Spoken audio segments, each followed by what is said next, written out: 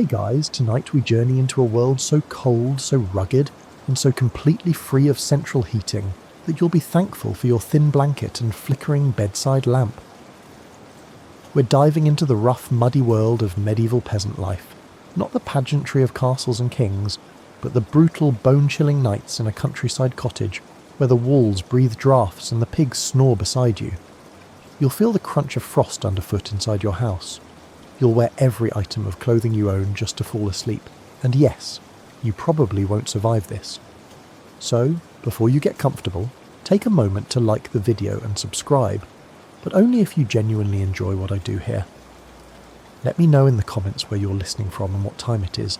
I love seeing who's tuning in around the world. Now, dim the lights, maybe turn on a fan for that soft background hum, and let's ease into tonight's journey together. You wake up because your teeth are chattering.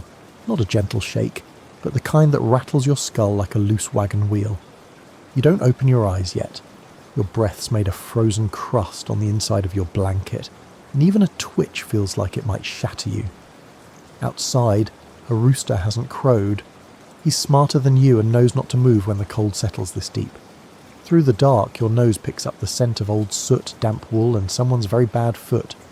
You live in a cottage of sorts, wattle and daub, which sounds charming until you realise it's just sticks stuffed with mud and manure, dried hard enough to pretend it's a wall. The roof is thatch, hay, straw, and a whole insect village you've chosen to ignore for your sanity. Your blanket, if you're lucky, it's made of wool, and if you're very lucky it doesn't have lice. You shift under it carefully, trying not to disturb the warm spot your body managed to create overnight. The air outside that zone is the temperature of betrayal.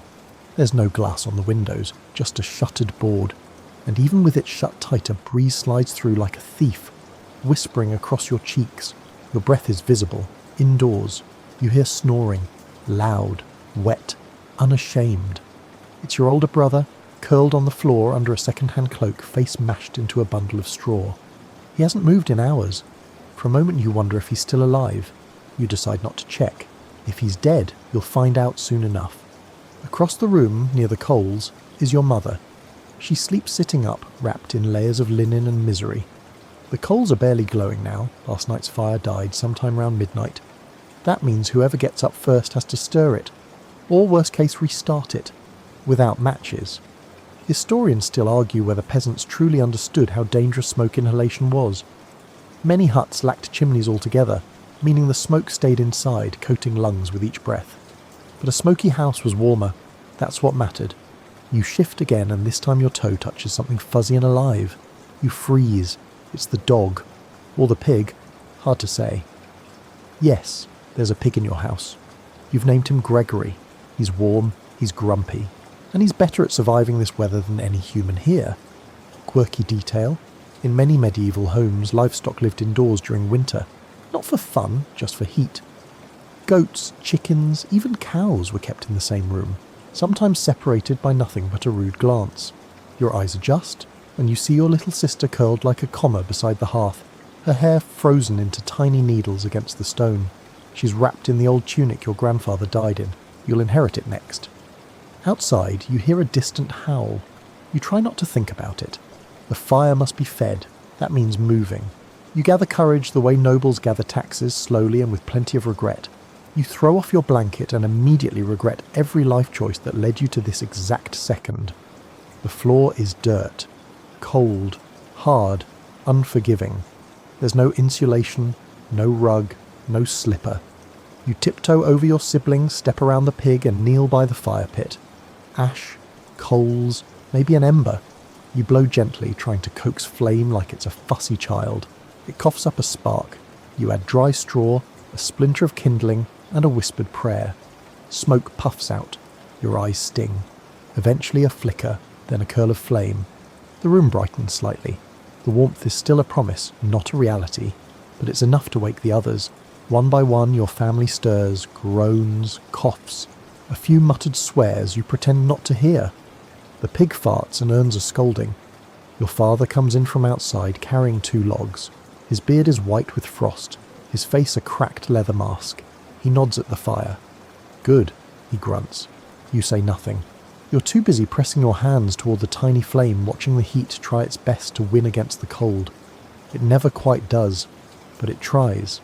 And tonight, when it's dark again and the air bites back, you'll huddle here once more, by the same fire, with the same people, under the same patchy roof, and you'll survive. Maybe. The fire doesn't so much blaze as it sulks, a slow, moody flicker that gives off just enough light to remind you of how cold everything else still is. Your fingers, half warmed, are starting to itch now, a sign the blood is returning, or maybe just that you haven't washed in 3 days. You glance at the woodpile. It's a joke, really. 4 logs, maybe 5. One of them's damp. The others are splintered from a fallen tree your father dragged home 2 weeks ago. You remember it vividly. He shouted at the tree as if yelling would make it lighter. The snow was waist high and one of the neighbours offered to help, then took back the offer when he saw the hill. Still, it's all you have, and you'll use it sparingly, because wood is gold in winter. You burn it too fast, you freeze, you ration it too long, and someone gets pneumonia before Christmas. You toss a small branch onto the flames and watch the smoke thicken.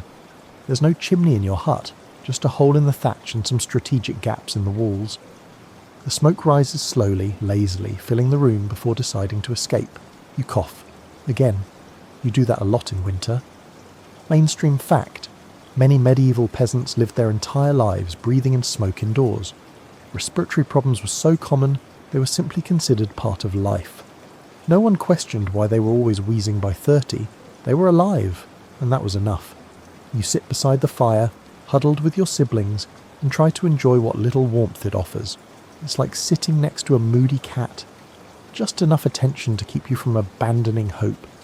Your father starts sharpening a knife. Your mother starts kneading dough with hands too red to feel the cold anymore. It's barley bread today. Thin, no yeast. She saved a few oats for the baby. You glance up at the rafters. Hanging from them are bundles of dried herbs, some onions, and 2 sad sausages that are more decoration than food now. You don't ask when they'll be eaten. You already know the answer. When someone's dying. Someone outside shouts. You all look at the door. It creaks open, and a neighbour steps in, brushing snow off his shoulders. He looks like a tree in clothes. Tall, weather-worn, with bark for skin and twig-like fingers. He nods once, then holds up a bundle of sticks. Your father nods back. Trade. No coin exchanged, no words needed. He leaves. You toss 2 of the new sticks onto the fire and it rewards you with a few extra degrees of survival. Your breath stops showing in the air. A good sign. Sort of. Historians still argue whether medieval peasants had a strong sense of personal property or whether communal sharing was the norm out of sheer necessity. In your case, it's both. People give because one day they'll need to take. Your older sister stirs from her mat in the corner, rubbing sleep from her eyes with fists the size of hen's eggs. She immediately asks about breakfast. You point to the pot on the hearth. Gruel. Again. Barley, oats, water. If you're lucky, there's a scrap of salted root in there. If you're unlucky, there's a rock. You dish out the gruel into wooden bowls, uneven, hand-carved, one of them scorched on one side from a past fire mishap. You each eat slowly, not because you're savouring it, but because it cools too fast if you don't. Your little brother picks something from his bowl and whispers, "Is this a bug?" You shrug. "It's extra protein," someone jokes. You all laugh just a little. That's your 3rd joke this week. Might be a record. After breakfast, you carry the pot outside to rinse. There's no sink, no pump. Just a snow pile and a wooden bucket with a hole in it. You scoop snow, let it melt over the fire and use that to clean the pot. A 3-hour process for something you'll dirty again in 6. You go to chop kindling. The axe is dull, the wood is wet, and your hands feel like they're wearing invisible gloves made of ice. As you hack, you notice a blackbird perched on the roof.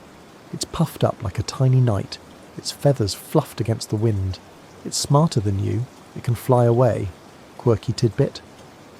Some medieval people believed birds could sense divine messages, that a bird on your roof might mean death was nearby, or a blessing, or absolutely nothing, depending on which old woman you asked. Still, you nod at it, just in case. The fire inside is fading again. The new logs didn't last long. You bring in what you've chopped. 2 logs and a wrist's worth of twigs. Your father nods again. That's as good as a hug. He adds them to the hearth. The light flickers, dances along the smoke-stained beams. You lean back against the wall and let your eyes close for a moment. You won't sleep, not with your chores undone, but the fire's warm now, for 5 minutes, at least. The fire flickers like it's trying to stay awake just as much as you are. Your stomach's still complaining, but you hush it with a little warm water and a scrap of crust tucked in your tunic sleeve from the day before. It's as hard as your knuckles, but tastes better than snow. Barely. You drag the bench closer to the hearth, and that's when your mother claps her hand sharply. "Everyone in bed before the sun drops," she says. It's not a bedtime warning, it's a survival rule. Because in winter, sleep isn't about rest, it's about not freezing. Your family starts the ritual without protest, too tired to argue and too experienced to question it. The oldest mat goes down first. It's a pile of straw stuffed into a sagging sack, laid out like a royal bedroll. Then come the layers, animal skins, wool blankets, whatever cloaks and sacks you've managed to stitch or scavenge. Every scrap matters. And then, bodies. You all pile in like a mismatched bundle of firewood. First the little ones, pressed between parents for insulation. Then the older siblings on the edges, the brave meat shields against the cold. You squeeze in somewhere near the middle, squished between your sister's knees and your mother's hip. It's not comfortable. It's also not optional. Mainstream fact. In the medieval world, families commonly slept together in one bed, not because it was fun, but because body heat was the only heating system they could afford. A single shared bed reduced the risk of frostbite and loneliness for what it's worth. Your breath mingles with everyone else's. The air is wet, not in a nice way, more like a sheep sneezed in your mouth. Someone coughs, then another. Someone else shifts and lets out a sound you all pretend not to hear. You pull the blanket higher, even though it smells like wet hay and old sweat. You don't mind. You're warm. Kind of. Just when you're drifting, someone whispers, "Is the pig coming?" Yes. Gregory. He pads in, hooves clacking gently, and settles near your feet. He's large, stubborn, and radiates warmth like a tired furnace. You smile, just a little. Quirky tidbit. In some places, pigs were considered honorary bedfellows in cold months. Not out of affection, purely utilitarian. But families often grew strangely fond of their animal heaters. Some even gave them names like Mistress Grunt. You shift again. There's no softness, no mattress. Just the sense that you're a sardine in a can no one has labelled. Your sister elbows you in her sleep. You elbow her back. There's a weird sort of comfort in it. A rooster crows outside, confused by the firelight. Or maybe just dramatic. Your father grumbles and shushes him through the wall. You sigh. And then you try to sleep. But here's the thing. Medieval sleep wasn't like modern sleep. Not 8 hours in a row, not silent, and definitely not peaceful. Historians still argue whether peasants slept in 2 separate phases, with a first sleep starting after dusk, then a waking period around midnight for prayer, checking the fire or quiet reflection, followed by a second sleep until morning. You don't know what phase you're in. You just know your feet are warm, someone's snoring into your ear, and your dreams feel heavier when the wind howls. You dream about bread. Not just any bread. Fresh, round, soft, with butter. You drool on your arm. Someone mutters in their sleep about the village priest stealing cheese. You'll ask them about that tomorrow. Your little brother hiccups and smacks his lips. Your sister sleep mumbles, "My toes are hot." You want to say, "Thank the pig," but you don't want to waste the breath. The wind moans against the hut like a bored ghost. The walls creak. The roof rustles with rodents who seem far more cheerful about the cold than you are. You wake briefly to stoke the fire, your shift for the night. You crawl over limbs, poke the embers with a stick, add a bit of kindling, and crawl back in before your heat bubble disappears completely. It's all muscle memory now. You fall asleep again thinking about how weird it is that this is just life.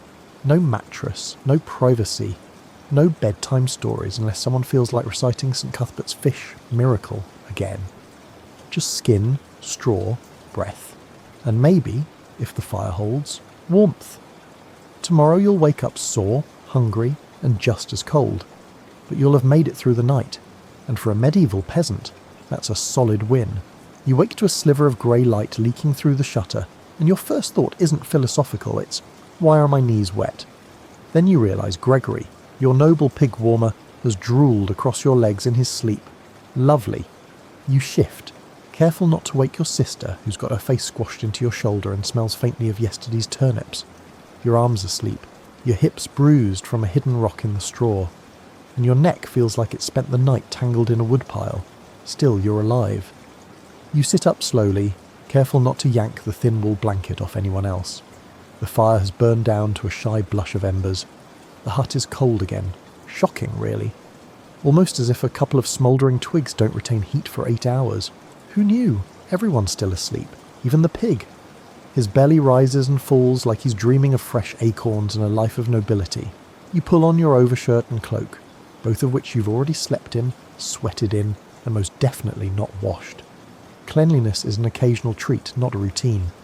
You stamp your feet into your straw-stuffed shoes, grab a wool cap, and prepare to face the morning, sort of. Before you step outside, you do the morning dance, layering every scrap of cloth you own. No one's fashion-forward here. You're just forward, through fashion. Mainstream fact. Medieval peasants didn't change clothes often, if at all. In winter, they often slept in their daywear and added layers as needed. Wool, linen and animal skins were key. Underwear was rare. Matching outfits? Non-existent.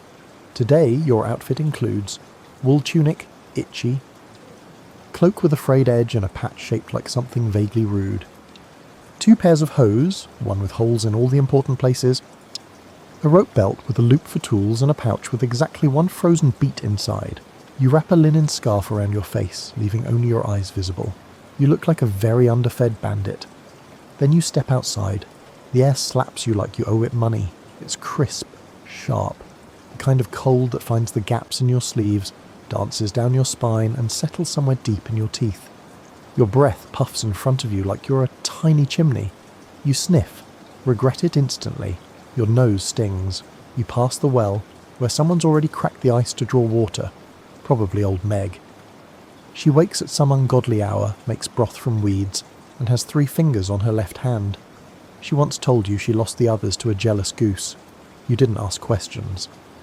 The sun peeks over the hill in a half-hearted attempt to encourage you. It doesn't help.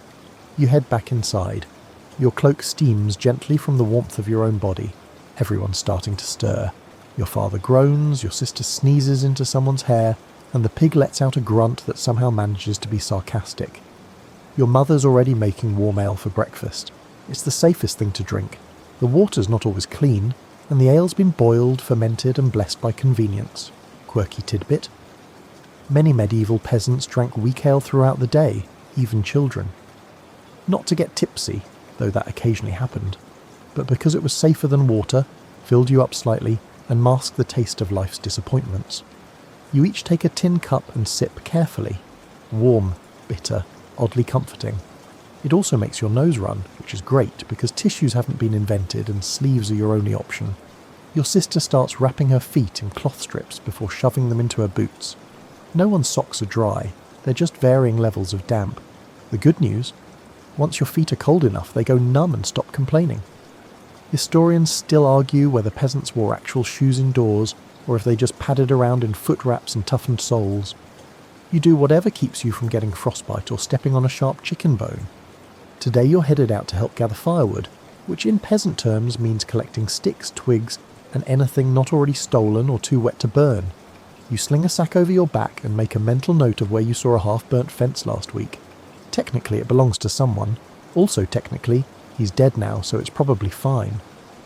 Before you go, your mother hands you a strip of fat-soaked cloth, charred at one end. A peasant's candle. You don't need it in the daylight, but it's comforting. And if the clouds roll in early, or you get stuck out too late, you'll be glad you have it. The wind picks up. It tastes like snow and dead leaves. You head into the woods, your scarf tucked tight, your fingers clenched inside your sleeves, and your mind already thinking about tonight's fire. It's strange. What used to be a background detail has become your whole world. Warmth. Just enough to make it through the night, and you're already missing it. You tramp through the crust of half-frozen leaves, sack over your shoulder, eyes scanning the ground like you're hunting for gold. Except it's not gold, it's sticks. Damp, twisted, possibly mouldy sticks. But if they burn even halfway, they're treasure. The sun's up now, trying its best to look majestic behind a curtain of thin grey clouds. It fails. The sky's like wet wool, flat, heavy and slightly yellow at the edges like an old bruise. You tuck your scarf tighter, not for warmth, but to keep the wind from whistling directly into your brain. After a while, you find a decent bundle beneath a tree stump. Some are dry. Most are not. Still, you collect them all. You don't get picky when the alternative is hypothermia. Halfway through tying them together with a bit of fraying rope, your stomach grumbles again. You pretend not to hear it. Back at home, your mother's probably stirring whatever passed for stew last night, trying to revive it with water and salt. If you're lucky, there'll be a bit of old turnip floating near the surface.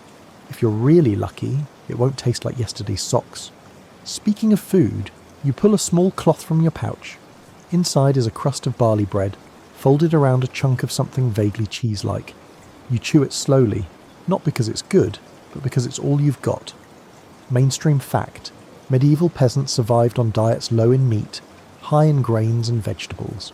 Bread, pottage, a thick stew, and ale made up the bulk of their intake. Meat was rare, maybe on feast days, or if you were a sneaky trapper with a good story for the Lord's bailiff. You sniffed the air, a hint of wood smoke, a whiff of animal droppings, and something you refuse to identify wafting from the village ditch. Then you feel it, a strange warmth in your boots. That can't be good. You stop, pull one foot up awkwardly and inspect it. Right. You remember now.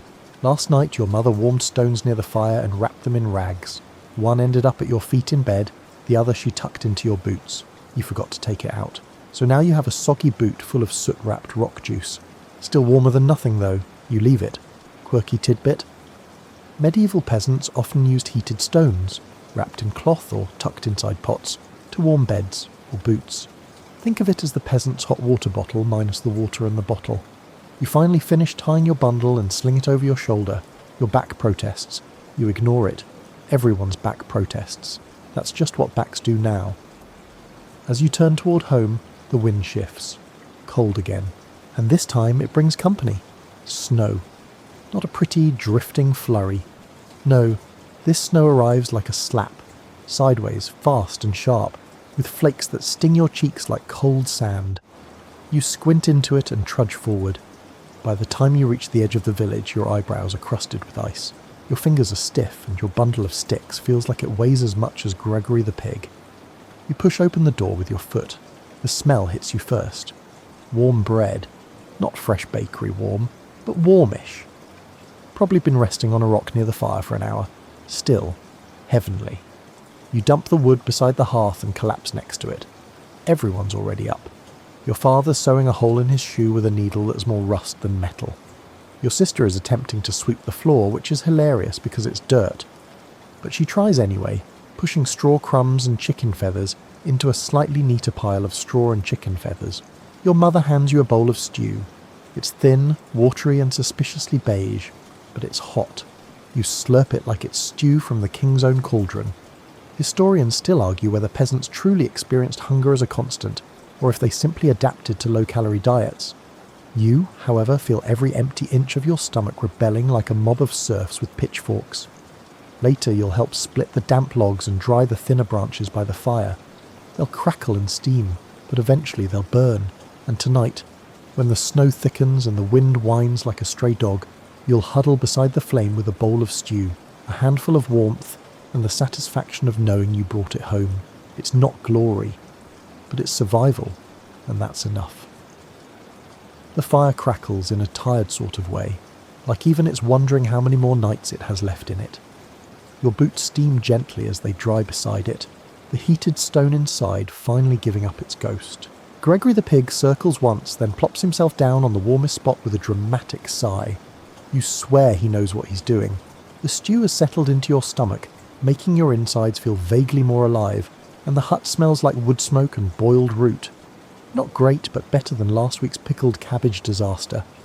Now comes a dreaded decision. You need to relieve yourself, and that means going outside. There's no indoor toilet, obviously. No outhouse either. Not in the winter when digging holes into frozen ground is like trying to plant flowers in stone.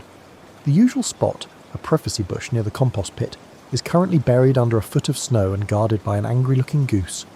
You glance around. There's always the chamber pot. Mainstream fact: chamber pots were standard medieval fare, especially in winter. Just a ceramic or wooden bowl kept under the bed or by the hearth. Not elegant, not fun, but far better than a nighttime walk into the snowdrifts.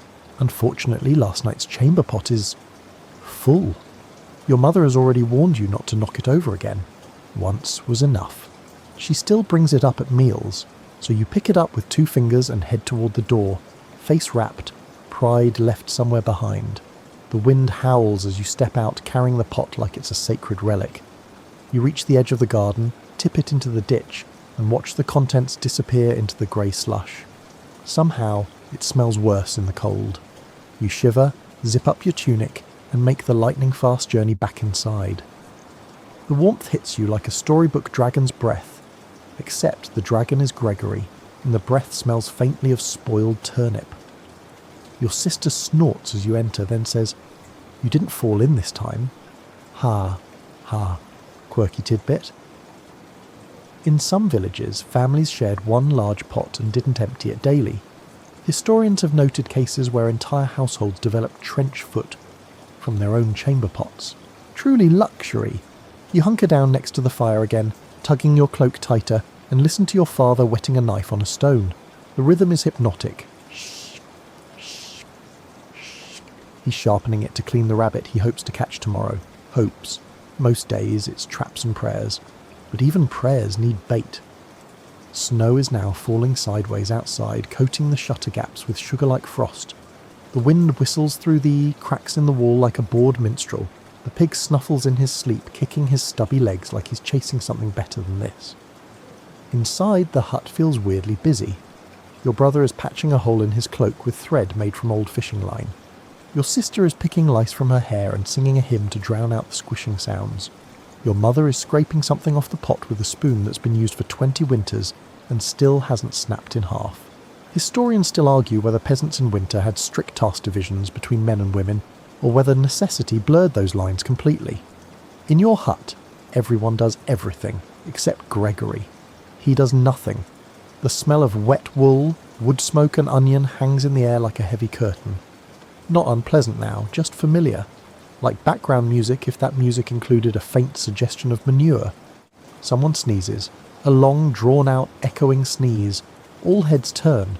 Sneezing is not good. Not in winter. Not here. Your mother sighs, gets up, and rummages through a basket of dried herbs and oddments. She pulls out a pouch of crushed elderflower and a bit of stale honey. If the person gets worse, she might heat wine with some spice. If you had wine, or spice. You remember last winter when 3 houses in the village lost someone to a chill, which is the polite way of saying a fever came, and they never got warm again. You all watch your brother wipe his nose on the same sleeve you just borrowed. Perfect. The fire pops. A coal rolls out and you shove it back in with a stick. It hisses like a wet cat. The wind picks up again.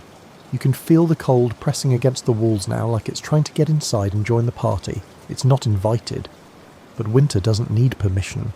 It just enters. And so, you wrap yourself tighter, check the fire, and prepare for another night of layered shivers and hopeful dreams. You'll sleep in your clothes, with a pig at your feet, and maybe, if the pot stays upright, without any new surprises by morning. You settle back into your corner, your hands cradling a stone cup of tepid water like it's a holy relic. The fire is holding on, barely. Its light flickers on the rough wooden beams and casts long, spindly shadows over the walls, making the room feel bigger than it is. You look down at your boots and realise one of them is missing its straw lining. You sigh. It's probably been stolen. By the goat. You scan the room for her. There she is, nestled up in the opposite corner of the hut, chewing cud and looking smug. She knows exactly what she did. You'll deal with it later. Right now, you're more concerned with finding warmth, and if that means sharing body heat with a couple of chickens and a disgruntled goat, so be it. You grab a bundle of hay from the corner, stiff, scratchy, slightly damp, and spread it out next to the hearth. It's not a bed, but it's bed adjacent. You sit, then lie down carefully. Your cloak is tucked around your knees, your hands are under your armpits, and you can feel the heat of your breath bouncing off the scarf wrapped around your face. The pig grunts softly. You don't know if he's annoyed or dreaming, but you whisper sorry just in case. He's earned his place. Mainstream fact. In many peasant homes, livestock were housed indoors during the winter, not just for protection from the elements, but because their body heat significantly helped warm the space. Goats, pigs, even chickens provided insulation that no blanket could match. It wasn't glamorous, but it worked. You close your eyes for a moment, listening. There's a faint rustling as your sister rearranges herself in the straw, the rhythmic munch of the goat, the soft cluck of a half-awake hen from her perch near the firewood, and of course the steady breathing of your father, who can sleep through absolutely anything, possibly even his own funeral. You roll to your side and nearly bump noses with the chicken. "Excuse me," you whisper. It doesn't budge, just stares, one eye. You sigh and look at the ceiling. It's dark now, properly dark. You can just make out the outlines of dried herbs hanging from the rafters, the flicker of firelight playing over them. Sage, thyme, and something that might be dead moss. Your mother swears the bundles keep away illness. You're not so sure. But you've stopped questioning things. Your mother believes in the healing power of warm hay, too. She says it draws sickness out of the bones. Or maybe into the hay. The details change depending on her mood, but either way, everyone sleeps on it during the coldest months. There's something weirdly comforting about it, even if it smells like wet goat belly and mildew. Quirky tidbit. In parts of rural Europe, hay beds were sometimes treated with salt or ashes to purify them and ward off evil spirits. Some people even tucked iron nails inside for protection. You think that sounds stabby, but maybe effective. You close your eyes again, drifting a little. You wonder if the goat's breath is warmer than yours. Then you hear it, a low rumble from outside. Not thunder, it's too steady. You freeze. Wolves? Could be. Maybe just the wind. Or maybe just your imagination, stirred up by stories of beasts and shadows. Your father once said wolves don't like smoke, but you're not sure that's a fact or a comfort tactic. You scoot a little closer to the fire anyway. Historians still argue whether wolves were a real threat to medieval villagers, or if the stories were exaggerated by fear and fireside gossip. But you're not about to test the theory.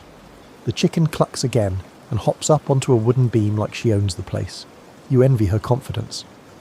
Outside, the snow continues to fall, thick now, silent. You can almost hear the weight of it settling on the thatch, pressing the world into muffled silence.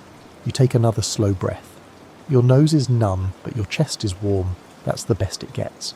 And in some strange way, this mishmash of animals, family and dry herbs is home. Loud, itchy, and poorly ventilated, but home.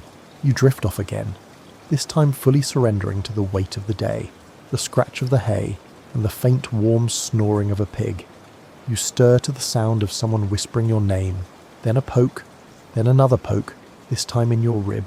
You blink into the shadows. Your brother crouches over you with his hand to his lips. His eyes are wide and he looks like he's been up for hours. "Fire's low," he murmurs. "Your turn." Right. You groan softly and peel yourself out of your hay cocoon. Every joint complains. You're stiff, cold, and vaguely shaped like a pretzel. The pig grunts in protest as you nudge past him, and a chicken flutters indignantly from your cloak, as if you're the one in the wrong. You shuffle to the hearth, crouch, and squint into the embers. A few orange slivers blink up at you, barely alive. You gently blow on them, coaxing them back to life like you're trying to cheer up an old friend. Then you add some thin twigs, carefully chosen earlier and kept under a cloth to stay dry, and whisper encouragements as they catch. Mainstream fact: segmented sleep. Sleeping in two separate phases with a period of wakefulness in between was common in the medieval world, especially in winter. That wakeful stretch was used for tending fires, praying, or even socializing. You sit there for a moment, watching the fire grow. The room flickers into motion around you, walls dancing, shadows bouncing, the goat chewing in a rhythm that suggests she thinks she lit the fire. This middle-of-the-night wakefulness is strange. It's like standing between worlds, not quite sleep, not quite day. The fire crackles softly, and the rest of the hut slumbers on. Your mother stirs in her sleep, muttering something about lost cheese and a cow with teeth too sharp. You hope it's a dream. You stretch your back, bones creaking like old floorboards, and look around. The pig's still curled into himself. Your brother is back in the hay, arms crossed, snoring through one nostril. The chicken is perched on a stool now, glaring at the goat for reasons only chickens understand. You're not sure you'll fall asleep again.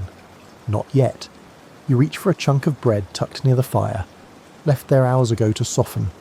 It's warm on one side, dry as parchment on the other, but you chew it slowly and let the heat seep into your bones. Quirky tidbit? Some peasants believed bread left near the hearth overnight would absorb sickness, especially if blessed before bed. Others believed it encouraged better dreams, though the scientific rigour of that claim remains light. You wrap yourself in your cloak and sit near the wall, feeling the heat of the hearth against your cheek. You let your mind drift. Dreams. You've had some odd ones lately. Last night you dreamed the pig grew wings and flew off to join the bishop's choir. The night before that, your sister turned into a turnip and lectured you on firewood management. You're not sure if it means anything, or if you're just chronically underfed and overly cold. Historians still argue whether dreams in medieval Europe were seen more as spiritual visions or digestive hiccups. Certainly many people recorded their dreams with intense seriousness, believing them to be divine messages, or sometimes ominous warnings. You glance toward the shuttered window. A thin glow is starting to seep in, the pale, sour light of near dawn. The fire, now awake and stretching, pushes against the darkness. Your father coughs and sits up, scratching his head with both hands. He squints at the fire, then at you, and grunts in approval. A rare treat. You nod in return, trying not to look too proud. Soon the others begin to wake. Your sister groans dramatically and pulls the blanket over her face. The goat takes this as a cue to start bleating. The chicken leaps off her perch and begins pecking at invisible crumbs. The pig? He opens one eye, decides life is still disappointing, and goes back to sleep. You hand your mother a cup of barely warm water, and she nods sleepily. She'll start the morning stew soon, if there are any scraps left from yesterday. If not, it'll be hot water and a prayer. There's a strange peace in this rhythm. Cold, waking, fire, food, if you're lucky, then labour. Then the whole dance begins again. You lie back down in your haybed, hoping for one more hour of rest before the work begins. You pull the blanket up, tuck your knees into your chest, and close your eyes. And even though you're surrounded by snoring siblings, scratchy straw, a goat with no sense of boundaries, and a pig who farts like clockwork, you smile. Because for now, you're warm, and in this world, that's enough. You blink awake to the unmistakable sound of something crashing into the wall, the goat again. She's trying to reach a basket hanging just out of her reach, one that contains absolutely nothing of interest, but that never stops her. She gives the wall another headbutt just to keep the tradition alive. You groan, sit up, and look around. The fire's down to glowing orange teeth. Your mother is already up, stirring something in the pot with her long-handled spoon. It smells earthy. You hope it's stew. You suspect it's moss and regret. Your father's pulling on his boots with a grunt. One of them squeaks now when he walks. He calls it his mouse boot. You once believed it had an actual mouse in it. The day begins. You pull on your boots, still damp, and wince. The cold sneaks through the soles like a nosy ghost. No time to complain. It's your turn to help with the animals, and the sun's already trying to claw its way over the trees. You grab your outer cloak, still coated with last week's soup stain, and wrap it around yourself as you head for the door. You're met with a gust of wind so sharp it could slice onions. You squint, step outside, and brace yourself. The world is white. Again. Snow covers everything like the sky sneezed and never apologised.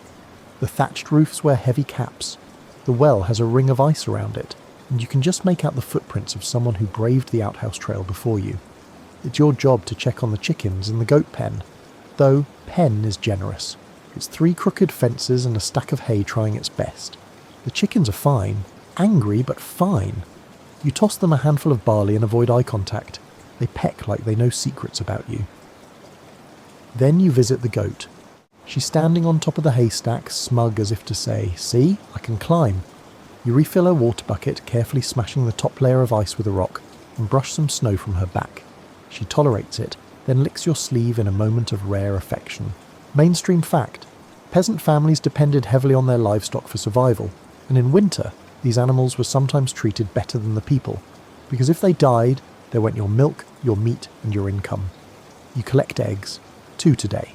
Cold, smooth, precious.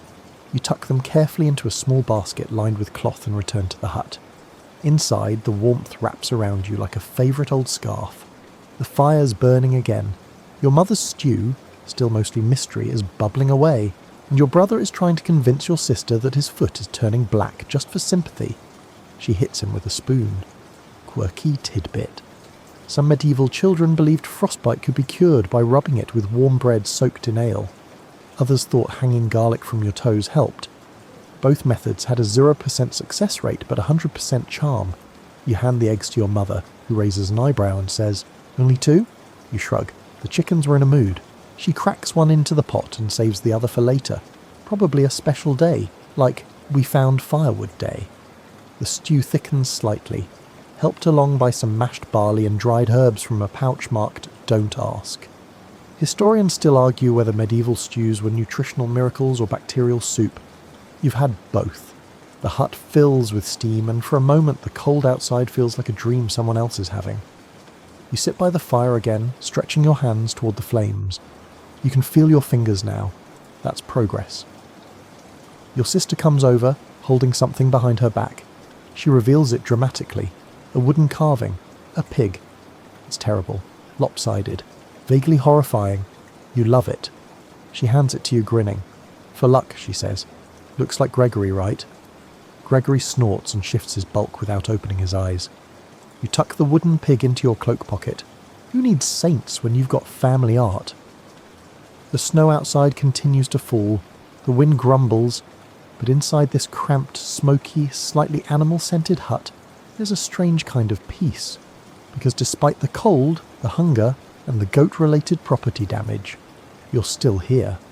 You stretch your legs toward the fire and sigh. Not the kind of dramatic sigh that means you're annoyed, just the gentle, weary kind that says, well, this is life now. Your toes still feel like they belong to someone else, but they're thawing slowly, and that's good enough. Your sister sits beside you, humming an old tune, one of those wordless melodies passed down by people who never learned to write, but could remember the rhythm of sorrow and hope. She taps it out on the wooden floor with her fingers.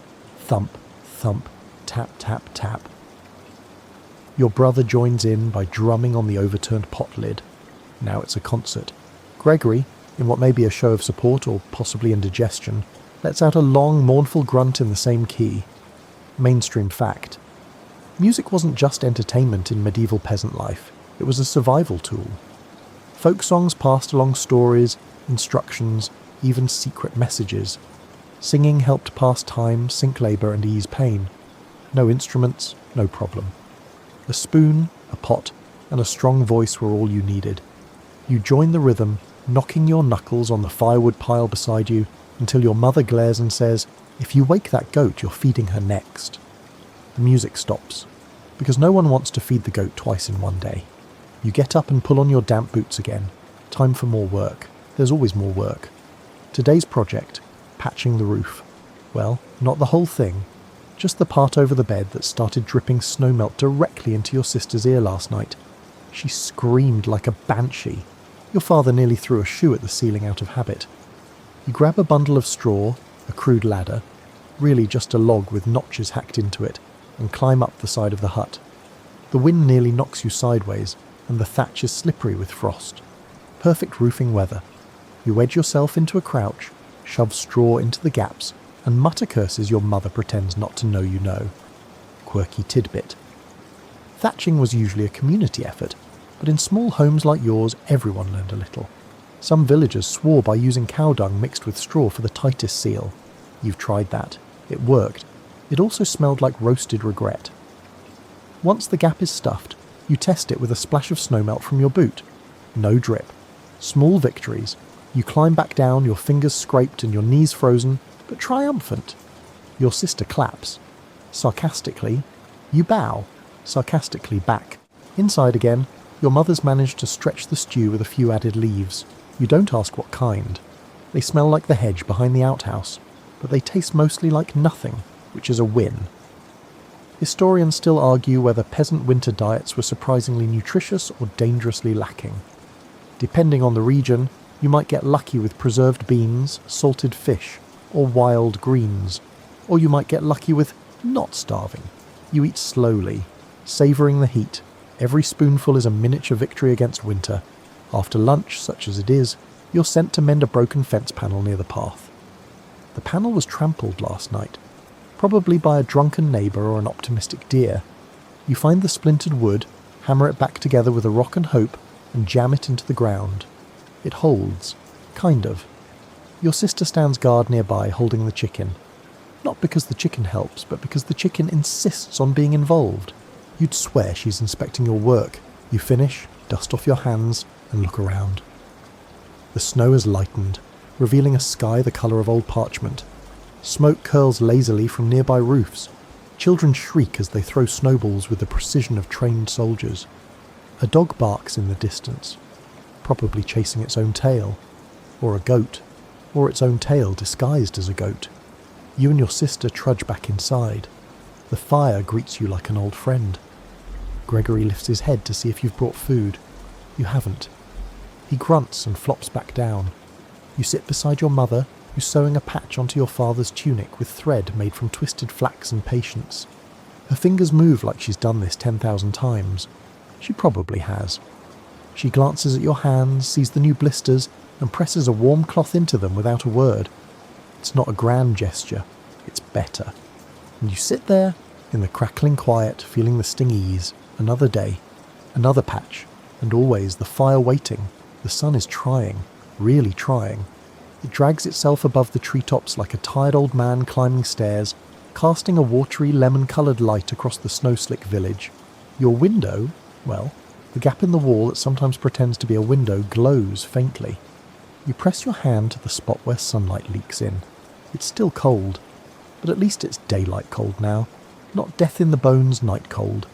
You get dressed in layers so stiff you feel like a poorly crafted puppet.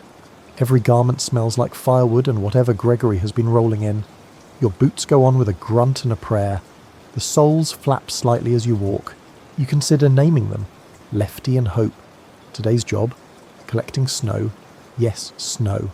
Not the fun kind you can throw. The useful kind you melt for water. Because the well is frozen over, and the last attempt to chip through the ice resulted in a broken pickaxe and a very creative string of curses from your father. So now, the entire household has been assigned snow duty. You each get a bucket and a vague sense of purpose. Mainstream fact. In colder months, melting snow was often a practical source of water, especially when wells froze or rivers iced over. It was time-consuming and inefficient but necessary. You trudge out into the open, filling your bucket slowly, careful to avoid the yellow patches. The goats are not tidy drinkers. Your sister joins you, grumbling about her frozen fingers and how she's certain her nose has turned into an icicle. You suggest she poke it and see if it shatters. She does not appreciate this. You bring the snow inside, careful not to spill too much. Your mother hates wet floors. Not that it makes much difference when the floor is already half mud, half straw and full misery. She sets the pot near the fire, drops in the snow and waits. And waits. Melting is not exciting. You sit nearby, watching the transformation as the snow slowly collapses into water like a defeated army. You'd think 10 buckets of snow would give you plenty of water. You'd be wrong. Snow is a con artist. A full bucket melts into what looks like a generous mouthful of soup. Your brother laughs as you realise this, then goes back to chewing on a stick. It's not even food. He's just bored. Quirky tidbit. In some villages, snow-melted water was cleansed by dunking hot irons into it, which supposedly made it safer to drink and less offensive to the spirits. You tried it once. The water turned grey and tasted like horseshoe. Once enough water is melted to fill a kettle, your mother sets it aside to make what she calls herbal comfort.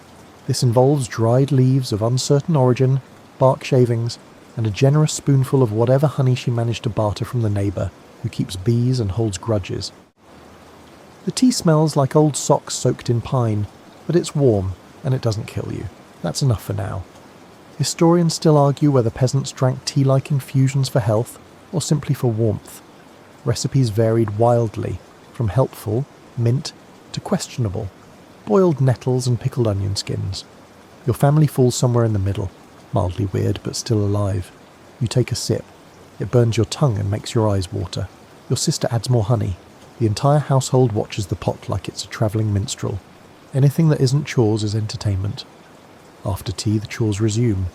Your father heads out to check the traps in the woods.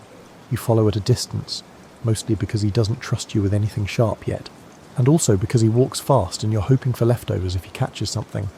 The snow in the woods is deeper. Every step is a shuffle. Every bush holds secrets, or snow bombs that drop into your hood when you least expect it. Your father stops at the first trap. Nothing. Second trap? A bird. Half frozen, but possibly edible. He mutters something, resets it, and moves on. You pretend you're a hunter too, scanning the underbrush, holding a stick like a spear, imagining you're about to bring home a boar. In reality, you almost fall over a root and twist your ankle. Heroic. On the way back, you pass the village blacksmith who's hammering away inside his open forge. Sparks fly. His beard is coated with frost, but he hums as he works. You wonder what it's like to make metal sing in the dead of winter. You return home with the bird, proudly presenting it like you slayed a dragon. Your mother nods. Your father mutters, "Could have been fatter." Still, it's food. She plucks it, skins it, and adds it to the pot. Tonight's stew might taste like actual meat. You sit down by the fire again, your legs tired, your face flushed from the cold. The melted snow now fills 2 jugs, and for the first time in days, no one says the word thirsty. You're stirring the pot this time, carefully, slowly, because if you let it burn, your mother will make you scrape the bottom clean with a twig, and that takes hours. The little bird your father caught earlier is simmering in the broth, bones and all, adding the faintest scent of something almost like meat. You can smell it now, teasing the edges of the room, curling up under your nose like a hopeful whisper. Everyone keeps pretending not to look at the pot, but you catch them glancing. Even Gregory lifts his snout, eyes still closed, as if to say, "If there's meat, I expect my share." You glance out the tiny window slot. It's getting dark again. Not properly dark, just that grey, smudged kind of twilight that creeps across the sky like someone erasing daylight with a mitten. You stir clockwise. Your mother says that's the good luck direction. Mainstream fact. In many medieval households, superstition shaped everyday routines, including something as simple as stirring direction. Clockwise stirred in blessings. Counterclockwise could invite misfortune or spoil the food. You glance around to make sure you're not being tested. The hut's quiet for now. The goat's sleeping, miraculously. The chickens are roosting in the rafters like tiny judgmental gargoyles. Your siblings are playing a finger game in the corner, some version of Who Dies of Plague First with finger taps and dramatic fainting. Grim, but hilarious. At least until your brother fakes it too well and hits his head on the floor. Your father doesn't even flinch. He's carving something. A small bird, maybe, from a chunk of scrap wood. His knife flashes in the firelight, and the chips fall into a pile like snow made of splinters. Quirky tidbit. Some peasants believed hand-carved figures could trap bad luck or disease, especially if they were shaped like animals or spirits. You're not sure if your father's carving is protection, or just boredom with sharp objects. The stew bubbles. You lean over and inhale, warmth and salt and the faint memory of meat. You add a pinch of dried thyme, the kind that's been hanging from the rafters since the last feast day. Smells dusty, but fragrant. Someone knocks at the door. Everyone freezes. No one knocks in winter. They either barge in or shout. Your father gets up slowly, cautiously. He cracks the door and peers out. You hear muffled voices, the word sick, and the kind of cough that sounds like it belongs to someone halfway to the grave. The door opens wider. A woman steps inside, bundled beyond recognition. Behind her, a boy, maybe 10, wrapped in a blanket, shaking. Your mother is already up. She clears a spot by the fire, spreads an extra cloak on the floor and motions them in. The woman starts to protest, but your mother silences her with a look. They sit. You hand them your own cup of tea without hesitation. The boy's lips are blue. His fingers shake. He sips. Slowly. Historians still argue whether medieval villagers shared resources out of duty, superstition, or sheer necessity. But in your hut, it's just what's done. You help, or you don't deserve to stay warm. Your mother mixes something for the boy, honey, hot water, and a bit of crushed something from her pouch of herbal mysteries. The kind that either cures you or turns your tongue black. No one knows until it's too late. The boy drinks, coughs, lies down. You ladle out bowls of stew, small but warm. Everyone eats, even the newcomers. No one complains, no one counts. This is survival, shared. The woman whispers her thanks. Says her husband is sick too, but she couldn't carry him. Your father nods. He'll go check in the morning. You watch the boy. He's asleep now, his chest rising slowly under the cloak. You feel something stir, not pity, something else. Hope? Maybe. Even Gregory lifts his head and lets out a small sigh, as if acknowledging that this stranger belongs here now. You clear the bowls, scrape the pot. There's a quiet peace now, broken only by the fire's occasional crackle and the rhythmic snoring of a very full pig. You curl back up in your corner, pulling the blanket tighter. The room feels full, warmer. The storm outside is still raging. You can hear the wind hitting the shutters like a drumbeat, but inside, for now, the cold waits at the door. The morning is cruel. Your eyes open to the faint blue hush that always precedes true daylight in winter. That, and the unmistakable sound of your brother throwing up near the fire. Again. Your mother is already kneeling beside him, holding a cloth to his forehead. Her expression is a tight knot of worry and weariness. Your sister stirs, half awake, her blanket drawn over her nose like it'll protect her from whatever's spreading. The sick boy from last night still sleeps, twitching now and then, whispering nonsense in his dreams. His mother's arm is curled protectively around him, but she too looks pale and strained. She hasn't slept. You pull yourself up, wrap the blanket around your shoulders and stumble to the water jug. It's half full and cold as regret. You hand it to your mother without a word. Mainstream fact, winter sickness, especially among children, was rampant in medieval peasant homes. Fevers, flus and stomach illnesses spread easily in tight quarters with poor sanitation and minimal ventilation. One illness could sweep through an entire family in days. You're no doctor, but even you know this feels bad. The air is heavy, full of coughing and whispers. You feed the fire, grateful for something to do with your hands. Outside, the world is blanketed in a cruel, glittering silence. The snow reflects the sun in hard, blinding shards. It's beautiful, in the way a sword is beautiful, sharp and unforgiving. You're tasked with fetching more water. The jug is empty again, and everyone is sweating through their fevered sleep. You take the bucket and step outside. Your boots crunch in the crusted snow. The cold slices into your cheeks like icy razors. You trudge toward the grove behind the hut, where the snow is cleanest, avoiding the muddy footpaths. You pause near the edge of the trees, watching the wind tug at the branches like a grumpy child. Everything is so quiet. Even the birds seem to be holding their breath. You fill the bucket and start back, the weight pulling at your arm, the cold numbing your fingers. By the time you return, your brother has stopped vomiting, but now he's shaking uncontrollably. Quirky tidbit? In some regions, it was believed that tying red thread around a feverish child's wrist would draw out the sickness. Your mother ties one around his wrist, then one around yours, just in case. The woman murmurs something about her husband again. Your father pulls on his cloak and heads out to check on him, muttering, "Should have gone yesterday." He says it like a man who already knows what he'll find. The rest of the day becomes a blur. The goat is restless. Gregory refuses to eat. Even the chickens seem subdued. Your mother brews more of her herbal tonic. This one smells like boiled sadness and nettles. She spoons it into your brother's mouth. He groans but swallows. Historians still argue whether folk medicine saved more lives than it harmed, but when it's all you have, you cling to it like a raft in a storm. You sit beside him, brushing damp hair off his forehead. His skin feels too hot, too thin. The sick boy mumbles something about flying goats and laughs weakly. His mother wipes his brow and hums the same lullaby your sister sings on cold nights. It fills the room like smoke, soft, persistent, ancient. You rest your head against the wall. Your stomach growls, but no one has eaten since the stew last night. No one's hungry now. Hunger has been replaced by something sharper, dread. The fire crackles and pops. The air smells of sweat, herbs, and fear. You close your eyes, just for a moment, and drift into a strange half-sleep. You dream of warm baths and fresh bread, and a world where no one coughs in the night. Then a scream jolts you awake. The woman is holding her son, shaking him gently. Your mother is at her side in a flash. Your sister buries her head in her hands. You sit up too fast and hit your head on the beam above, but the boy's still breathing, shallow but steady.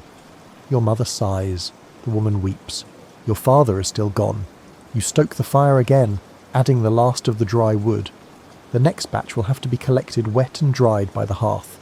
A slow, smoky process that leaves everything smelling like despair. But that's tomorrow's problem. Tonight you'll sleep in shifts, watch the sick, wait, and hope. Because winter doesn't just test your strength, it tests your heart, and you're not sure how much more yours can bear. It's past midnight again, and your turn at the fire has arrived. You sit in the flickering half-light, blanket draped over your shoulders, watching the embers like they might whisper secrets if you just stare long enough. Your brother is asleep now, if you can call it that. His breathing is shallow, but no longer rattling like before. Your mother dozes beside him, her head leaning back against the wall, fingers still curled as if she's mid-prayer. The sick boy, too, seems calmer. His mother hasn't moved in hours, still cradling him like time might pause if she just holds on tightly enough. You throw another twig on the fire and listen to the snap. This is the kind of silence you'd pay for if you lived in a city. No dogs barking, no carts rattling, no shouting from neighbours. Just the occasional snore, crackling fire, and the whisper of wind sneaking through cracks in the wall. You shift your position. Your legs have gone to sleep and your rear is dangerously close to joining them. Mainstream fact. Most peasant homes weren't truly sealed against the elements. Cracks in walls, ill-fitting doors, and sagging thatch roofs made warmth a constant battle. It wasn't unusual for snow to drift in, or for rats to make surprise appearances mid-dinner. You glance upward at the thatch. It's holding, for now. A tiny snowflake tumbles down, just to mock you.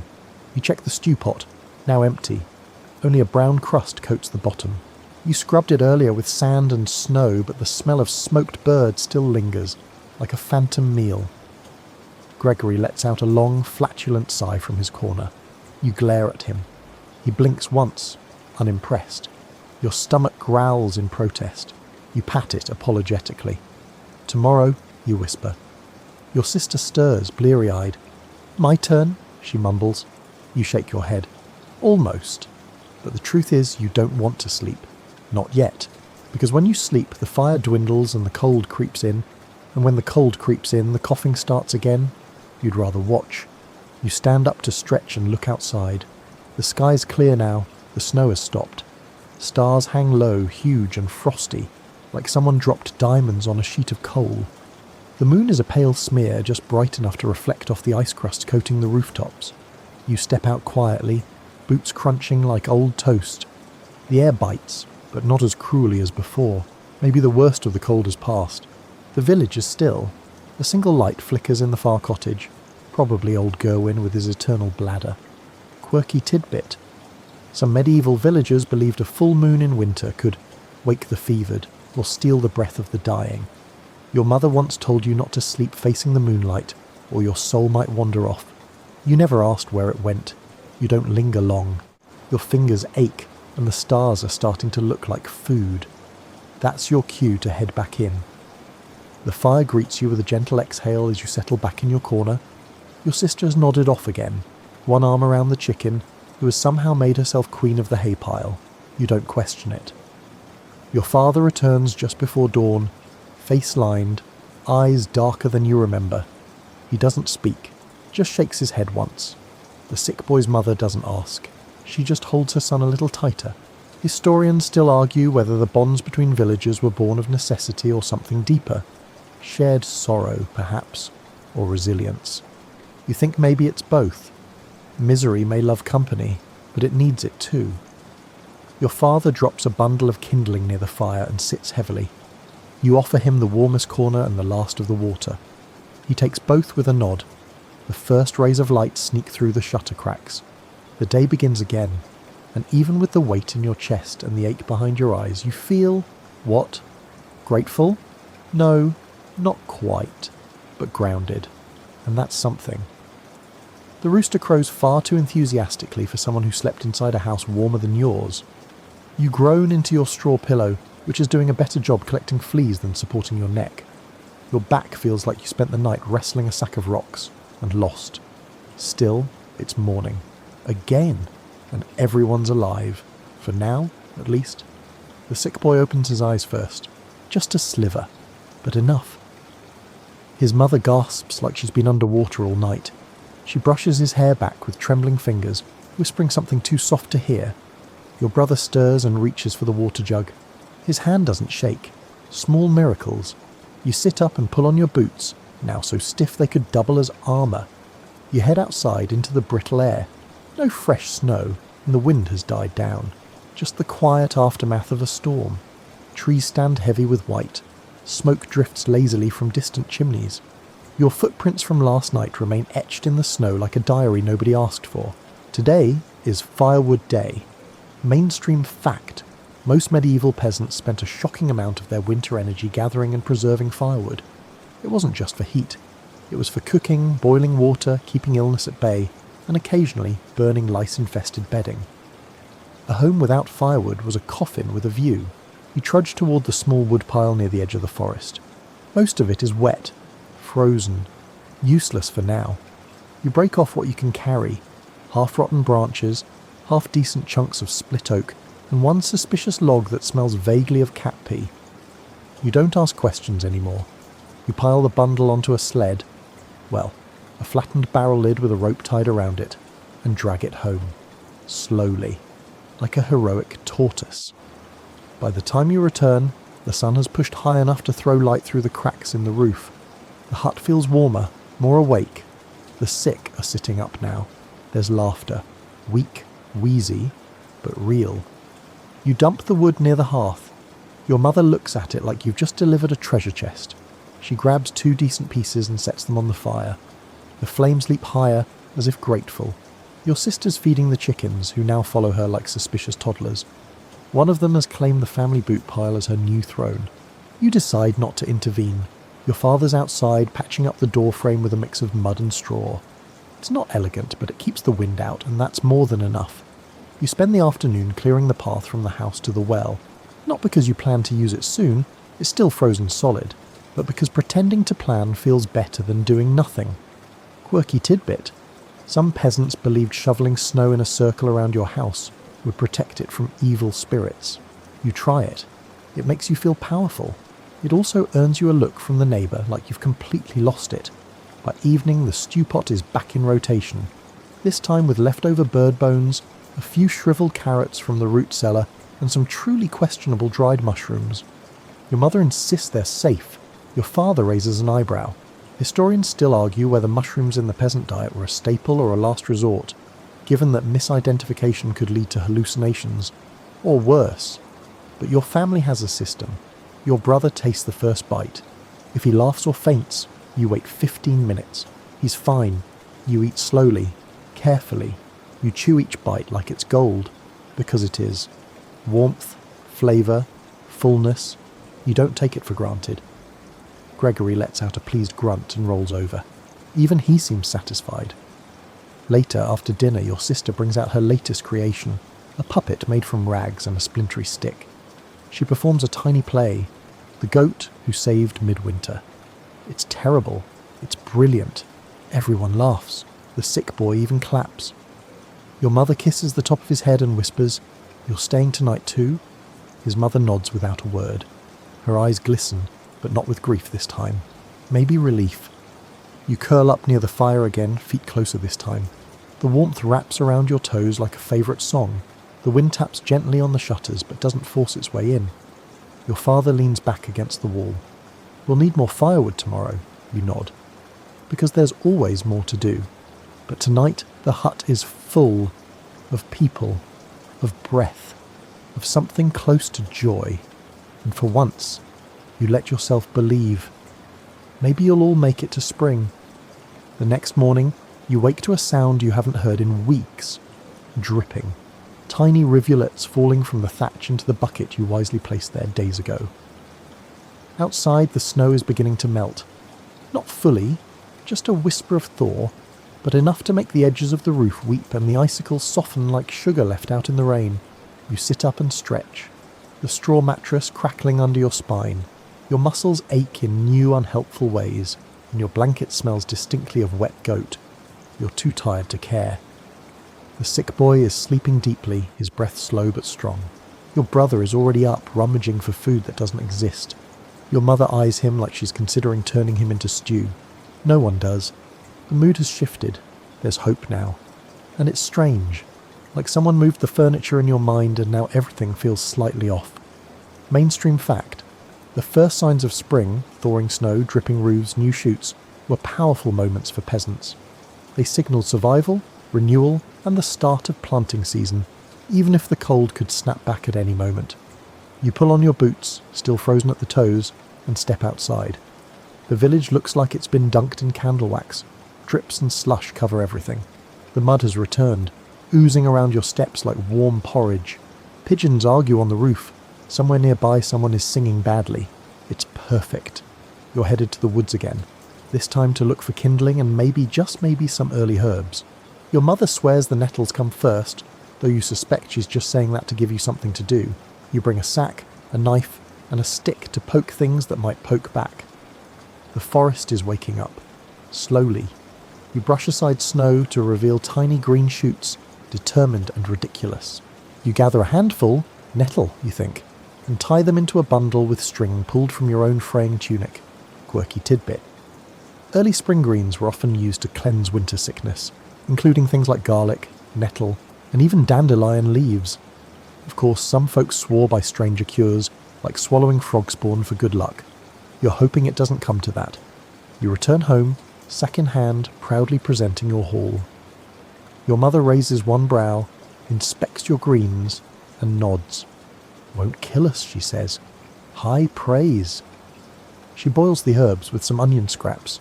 The result is a sharp-smelling broth that clears your sinuses and possibly your soul. You drink 2 bowls, your sister sips hers and weeps. The sick boy drinks too. He nods slowly and for the first time smiles. Your father announces that tomorrow it's time to begin repairing the outer fence. The pigs have been eyeing the weak spot like scheming escape artists, and the last thing you need is a missing pig and a smug neighbour. You spend the rest of the afternoon sharpening sticks into stakes. It's dull work, but satisfying. Your hands are steady now, and the blisters have mostly hardened into useful calluses. You hum while you work. Nothing in particular. Just a tune your grandmother used to sing when she made cheese. Inside, your sister sews new patches onto her dress. The fabric is mismatched and ugly as sin, but it holds. That's all that matters. Gregory, inspired by the relative warmth, waddles outside for the first time in days. He sniffs the air, snorts at the mud, then retreats back inside. You respect it. Historians still argue whether early spring brought more danger or more joy to medieval peasants. The snow was melting, yes, but so were food stores, patience and strength. Floods were common. So were colds, damp illnesses, and accidents caused by unstable terrain. But in your house today feels like a truce.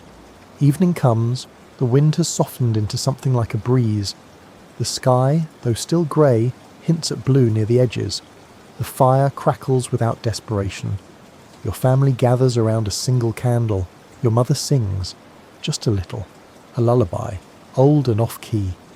But it wraps around you like a blanket, and for once, the night feels less like a warning and more like a sigh. You lean back, close your eyes, and listen to the sound of everyone breathing. No coughing, no crying, just breathing, and the soft drip, drip, drip of winter finally loosening its grip. Morning brings you a gift. Mud. Thick, sucking, everywhere mud. The snow has officially surrendered to the rising temperatures, and now the entire village is squelching with every step. You learn very quickly that losing a boot in the mud is not a once-a-season accident, but a daily ritual. You retrieve it with a slurp and sigh. Your socks, if they can still be called that, are wet again. Permanently, probably. The pigs are thrilled. The chickens, not so much. You squint up at the sky. It's overcast, but in a less miserable way. You can almost feel the sun pressing against the clouds like a kid's face on a window.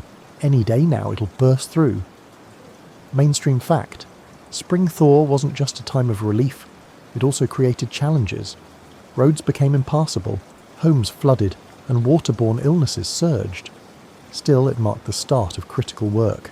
Fencing, planting, repairing damage winter tried to keep quiet. Your job today is fence duty. The pigs have indeed discovered the weak spot and made a brief muddy break for freedom. One ended up in the neighbour's yard, knocking over a pile of drying laundry. You're still laughing about it. Your neighbour isn't. You and your father head out with stakes, rope, and determination. The ground is too soft to hold anything for long, so every stake must be driven twice, then braced with rocks. It's slow, brutal work, but the pigs watch you with just enough smugness to keep you motivated. Your arms ache. Your back screams. But the rhythm of hammering, placing, bracing, it calms your mind. You find yourself humming again, the same cheese-making tune. Your father doesn't say anything, but he hums along. Progress. By midday, your sister brings out a bucket of warmish water with stale bread floating in it. Lunch, she announces. You dunk the bread, chew slowly and pretend it's soup. It isn't, but it's warm. Quirky tidbit.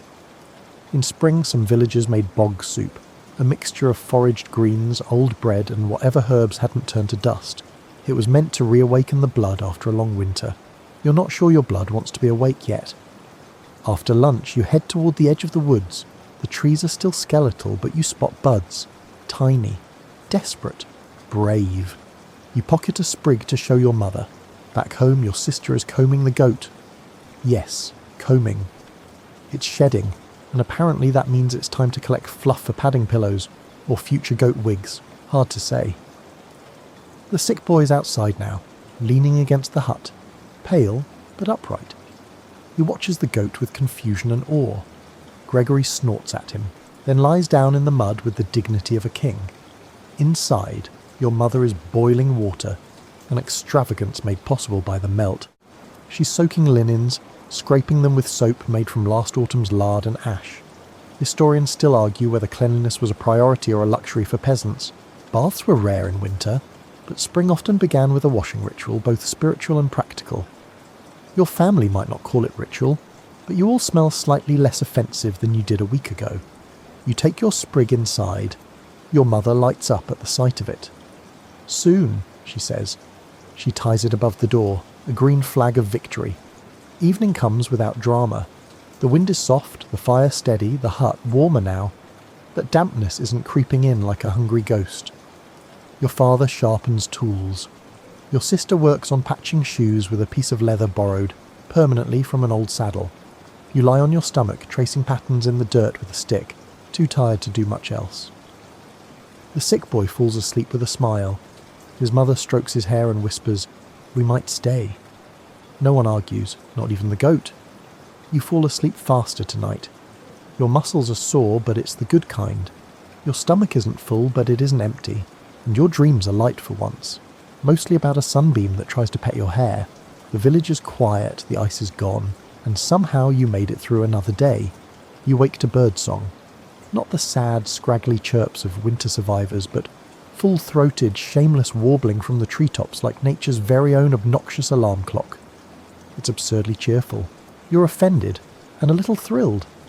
You sit up and blink at the light filtering through the thatch. Real light. Warm, honey-coloured beams that dance across the floor like they're drunk and happy to be here. The hut smells better too. Like smoke, damp earth, and something gently green. Your sister must have opened the shutters early. Brave. Your brother is already outside, barefoot and shirtless, daring the spring air to bite him. He laughs, shivers dramatically, and runs back in to wrap himself in the nearest pig blanket. Gregory does not approve of the theft. Mainstream fact. Spring was a season of labour, but also joy. After months of hunger, sickness and isolation, villagers embraced the thaw with music, games, even impromptu festivals, though the work never stopped. You step outside barefoot just to feel it. Soft mud between your toes, sunlight on your face, the faintest scent of thawing moss. You're grinning before you realise it. The village feels awake. Smoke curls from chimneys. Chickens are scratching real dirt again. Someone's already shouting about a lost boot. Even the air seems lighter, like the wind decided to forgive everyone for their winter crimes.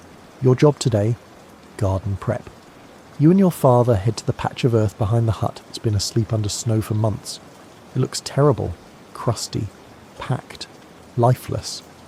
But you kneel anyway and begin to break it apart with a forked stick. Clump by clump, stone by stone. It's messy, painful work. Your fingers cramp, your knees ache. but every worm you find is a celebration. Life is still under there, just waiting. Quirky tidbit: some villagers believed burying a fish head or a rotten egg in the soil would wake it up faster. You have neither, so you whisper at it instead. Grow, you lazy dirt. We're starving. By noon, your back is in open rebellion, and your father is sweating like a blacksmith. He pauses only to spit into his hands and keep going.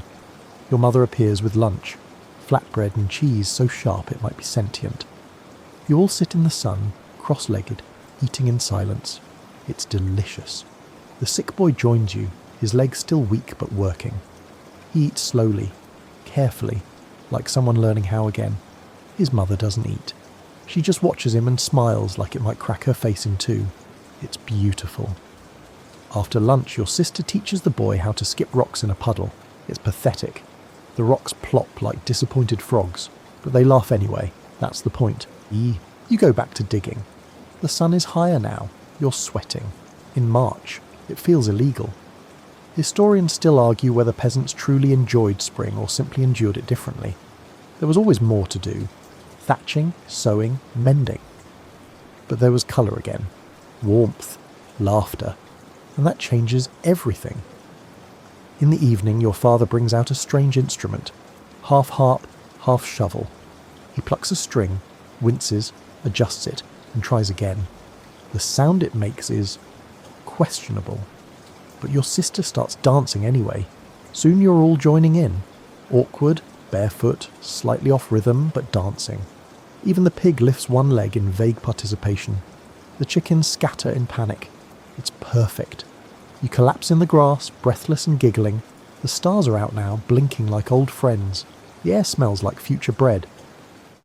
Your sister leans her head against your shoulder. You think we'll be okay? You look around. The dirt is broken. The seeds are ready. The fire is warm. The boy is healing. You nod. Yeah. And this time you almost believe it. The next day arrives without fanfare. Just sunlight and birds, as if the world has decided to be merciful for once. You wake with a crust of dried mud on your calves and a face full of straw. Your blanket is twisted like you wrestled it all night. Maybe you did. Your dreams were full of warm rivers and bread taller than your head. Cruel lies. Still, your stomach isn't screaming anymore, just grumbling. That's progress. You sit up and stretch. Your sister's already awake, braiding her hair with a ribbon she found under the bed. It's frayed and smells like goat, but she hums as she works so you don't mention it. Outside, the village sounds like spring, sawing, hammering, laughter, arguing, the glorious soundtrack of people who've survived something together and immediately started bickering again. Mainstream fact. After winter, medieval peasants worked quickly to repair homes, fences, tools, and anything else that had suffered through months of snow and ice. The thaw didn't wait, and every day was borrowed time before the planting window closed. Today, your father wants to repair the roof. You're not thrilled. Climbing up there with the old ladder feels like volunteering to get a concussion. But he hands you a bundle of fresh straw and a look that says, "Don't drop dead." So, up you go. The view is nice, at least. You can see the whole village, crooked chimneys, steaming dung heaps, gossiping neighbours. The woman across the lane is already sweeping her steps for the 4th time. You suspect she's judging your family's front door with every pass. You pass down clumps of old thatch, brown and mouldy. Your father tugs it away and shoves in the new faster than you can keep up. You settle into a rhythm. Pluck, pass, replace, repeat. Quirky tidbit? In some places, people believed hiding a coin in the new thatch would bring luck. You don't have a coin, so you tuck in a small carved button. Maybe the roof will appreciate the gesture.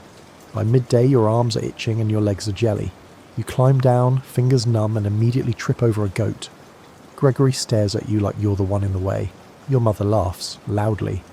It's such a rare sound that even the chickens pause. She's made soup. Thin, mostly water, with greens and bits of dried onion. But it's hot and salty and makes you feel almost human again. You eat 2 bowls and lick them clean. The sick boy, whose name you now learn is Thomas, is sitting up, carving something from a stick. It's terrible. Possibly a fish, possibly a pig. You tell him it's beautiful. He grins. Your sister starts painting it with soot and berry juice. Gregory tries to eat it. Peace is restored. Later your father sends you to the stream with a bucket. The ice is fully gone and the water is running fast, singing over the rocks like it's been waiting for applause. You wash your hands in it. It's cold but not painful. Your reflection looks older, worn but awake. Historians still argue whether life expectancy for peasants was truly short, or just statistically skewed by high infant mortality. Either way, every year survived felt like a rebellion. You carry the water home, sloshing half of it down your leg. Your mother rolls her eyes but hands you a cloth. You're lucky we're not boiling that for soup. Evening creeps in, soft and golden. You sit outside, watching the smoke rise from chimneys, blending into the dusk like it belongs there. Your sister's showing Thomas how to make a whistle from a reed. He blows too hard and nearly swallows it. They both collapse, laughing. Your father is repairing the shed door with the last unbent nail. Your mother hums while peeling a stubborn root. Gregory snores in a nest of hay, legs twitching in goat dreams. You realise no one's coughed in hours. You rest your head against the hut and listen to the night coming alive. Frogs, owls, the creak of branches. It's not threatening anymore, just part of the rhythm. You close your eyes, just for a moment, and breathe. The final frost slips quietly into the past. You don't notice it at first. Not until you wake up one morning and realise the edges of your blanket aren't stiff with ice. The floor is dry. Your breath doesn't cloud the air. The cold hasn't left, but it's no longer in charge. You stretch, slow and lazy. Even the straw feels softer. Or maybe you're just less sore. Your mother is already humming near the fire, stirring a pot of porridge with something that smells vaguely like cinnamon, though you know it's probably just singed bark. You don't ask. Let the illusion live. Thomas is sitting up now, properly. Talking even. His voice is raspy but confident. He's retelling some story about a goose that tried to fly and ended up in the well. Everyone laughs, even your father, who usually only grins when pigs do backflips. Mainstream fact. By April, most peasants were shifting full focus to the planting season. Tools were repaired, oxen harnessed, seed bags inspected and guarded like treasure. The entire village became a field of motion, each person a cog in the great spring machine. Today you're planting onions. You've got a sack of shriveled bulbs, a forked stick for digging, and a patch of earth that's finally surrendered its winter shell. You kneel, push your hands into the soil and smile. It's still cold underneath, still heavy, but there's give now, and that's everything. Your sister plants beside you, carefully spacing hers like she's painting a masterpiece. Yours are a little more chaotic. Expressive, you say. She flicks mud at you. You flick back. Balance is restored. Gregory contributes by eating one of your seed onions. You yell. He belches. Balance unrestored. Quirky tidbit. Some villagers whispered blessings over every seed they planted, just in case. You whisper too. Not real words, just hope. The soil doesn't answer, but it listens. You glance over and see Thomas helping your father haul water. Not much, just a bucket between them, but enough to make your heart twist. That boy nearly didn't see this spring, but now he's here, carrying water, laughing. In the distance, a neighbour's child is playing a reed flute, badly. The tune warbles through the air, off-key and charming. A woman calls for him to come in. He ignores her. Spring does that to people. Your mother waves you in for lunch, flatbread and boiled greens. It tastes like survival. Historians still argue whether the joy of peasant life was genuine or just romanticised. After all, the work never stopped. Illness lurked year-round. Hunger didn't care about sunshine. But as you lie back in the grass, belly full, sun warming your face, you think maybe it was real. Joy, after all, doesn't need to last forever to be true. Evening settles in slowly. You're all outside, watching the first bats dart through the sky.